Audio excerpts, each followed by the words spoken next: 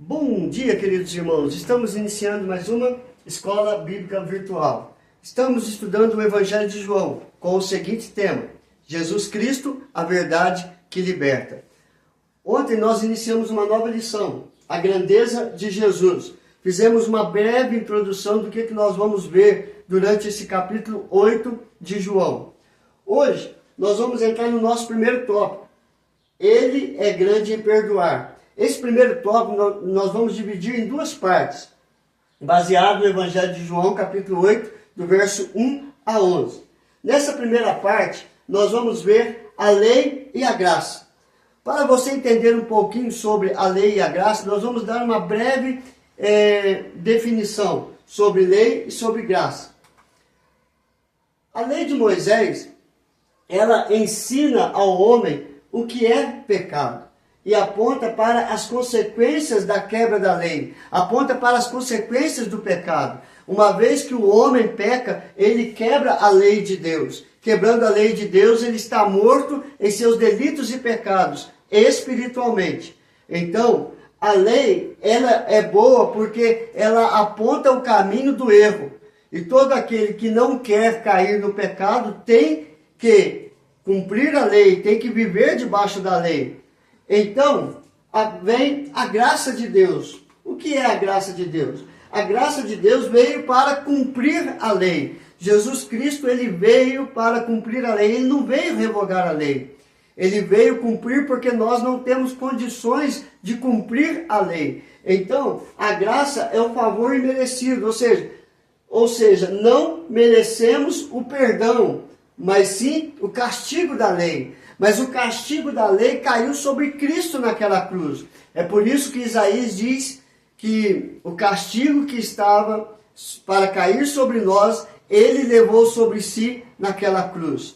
Então, a graça é o favor imerecido, ou seja, não merecemos o perdão, mas sim o castigo da lei. Porém, Deus derrama sobre nós o seu amor e a sua misericórdia, e assim somos alvos da sua graça, mediante a fé em Cristo Jesus. Ou seja, Jesus Cristo veio inaugurar para nós a graça, veio derramar sobre nós a graça. E somos salvos pela graça mediante a fé em Cristo Jesus. Então essa é a diferença da lei. A lei aponta para o pecado. A graça veio para cumprir a lei e nos tirar debaixo da lei. E para vivermos debaixo do amor, da misericórdia, da empatia, da compaixão de Deus para conosco. É por isso que João 3,16 diz: Deus amou você de uma tal maneira. Deus me amou de uma tal maneira, que deu Jesus, seu Filho unigênito, para que todo aquele que nele crê não pereça por causa da lei, mas tenha a vida eterna por causa da graça em Cristo Jesus. Então, olhando para isso, nós vamos ver que em João capítulo 8, verso 4 e 5, disseram a Jesus: Mestre, esta mulher foi apanhada em flagrante adultério, e na lei nos mandou Moisés que tais mulheres sejam apedrejadas. Tu, pois, que dizes? Então ele estava ali, Jesus estava ali, chega os escribas e fariseus, trazendo uma mulher que havia caído no pecado do adultério. Tinha quebrado a lei que proibia o adultério. E ela estava ali porque a lei de Moisés mandava apedrejar quem caísse em adultério. Então, queridos, nós vamos ver que a lei aponta para o pecado. A lei de Moisés apontou para aquela mulher e aquela mulher estava em pecado. Os escribas e fariseus trouxeram a mulher adulta para ser julgada por Jesus, através da lei de Moisés. Ou seja, eles queriam testar a Jesus para ver se ele iria cumprir a lei ou não. Então, nós vamos ver aqui 4 observações que podemos aprender a respeito dessa situação em Cristo Jesus. Primeiro, de acordo com a lei, ambas as partes culpadas, ou seja, o homem e a mulher, deveriam ser apedrejados, e não apenas a mulher. Ou seja, os escribas e fariseus pegaram ela em flagrante, Então estava ali o homem e a mulher. E ao levar a Jesus, levaram só a mulher. A lei exigia que as partes culpadas, tanto o homem e a mulher, tinham que ser apedrejados. Levítico, capítulo 20, verso 10. Se um homem adulterar com a mulher do seu próximo, será morto o adúltero e a adúltera. Levítico 20, verso 10. Deuteronômio 22, verso 2 também fala a respeito disso. Que tanto o homem quanto a mulher deveriam ser apedrejados. Porque ambos quebraram a lei. Ambos pecaram. Se a mulher foi pega em flagrante adultério, então onde estava o homem, seu amante? Ele também deveria ser julgado. Ele deveria estar ali aos pés de Jesus para ser condenado ou não. Segundo, qual era o objetivo dos escribas e fariseus em trazer o assunto para Jesus? Eles queriam acusar a Jesus de não cumprir a lei. Isso fica bem claro no verso 6 do capítulo 8. Isto diziam eles, tentando-o para terem de que o acusar, mas Jesus, inclinando-se, escrevia na terra com o dedo. João capítulo 8, verso 6. Ou seja, o objetivo deles era acusar a Jesus de não cumprir a lei de Moisés. Entretanto, Jesus se inclinou e não deu nem assunto para eles. Terceiro, eles que acusavam a mulher deveriam executar a sentença. João capítulo 8, verso 7.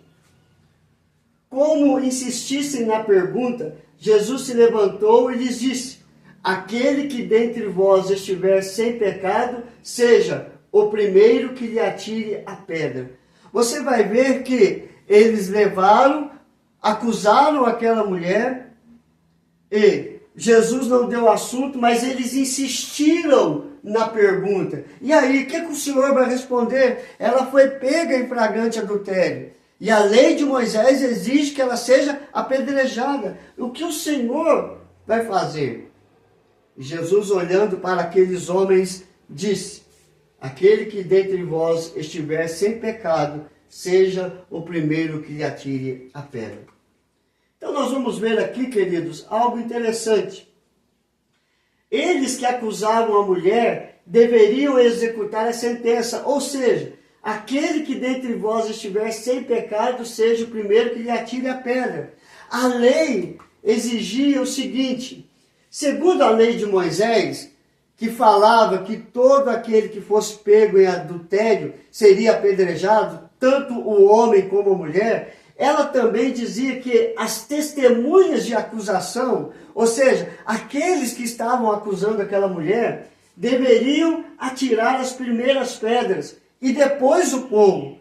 Ou seja, aqueles que testemunharam o pecado deveriam cumprir a sentença. Ou seja, seriam os primeiros a apedrejar aquela mulher. Aí Jesus usa da própria lei para julgá-los o seu coração, levá-los a julgarem o seu próprio coração. Aquele que dentre vós estiver sem pecado, seja o primeiro que lhe atire a pedra. Jesus conhecia o coração daqueles homens. E ele sabia que aqueles homens também tinham pecado. Ou seja, se as testemunhas tinham que atirar a primeira pedra, os primeiros a serem apedrejados seriam as próprias testemunhas, porque eles também tinham pecado. Em Deuteronômio 17, verso 7 diz: a mão das testemunhas será a primeira contra ele, para matá-lo, e depois a mão de todo o povo. Assim eliminarás o mal do meio de ti. Assim eliminarás o pecado do meio do povo. Então, queridos, Jesus usa da própria lei para que eles pudessem olhar para dentro de si e ver se estavam em pecado ou não. Quarto, Os acusadores da mulher deveriam ser perfeitos em sua conduta sexual. Quem deles não tinha cometido pecado sexual? O que Jesus disse sobre o adultério? Jesus, em Mateus, capítulo 5, verso 27 e verso 28, ele diz: ouvistes que foi dito, não adulterarás.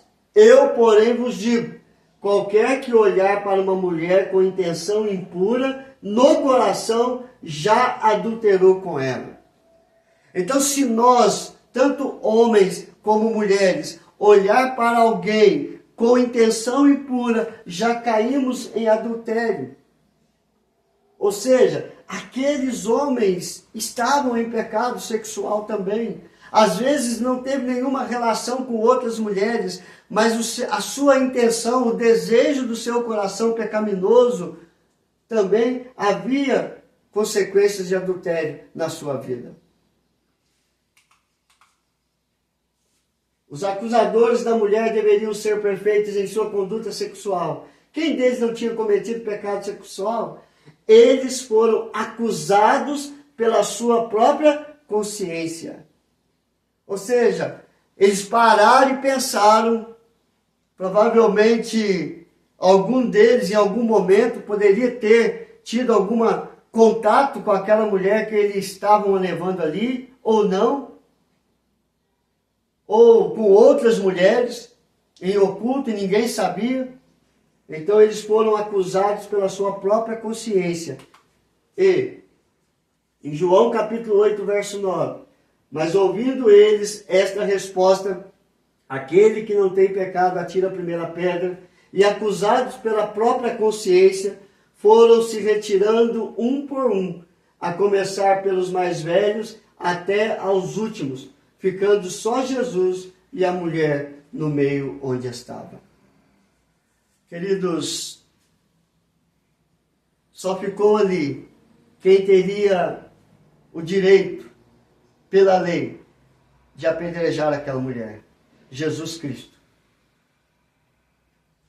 Mas ali faltava a outra parte para serem apedrejados também.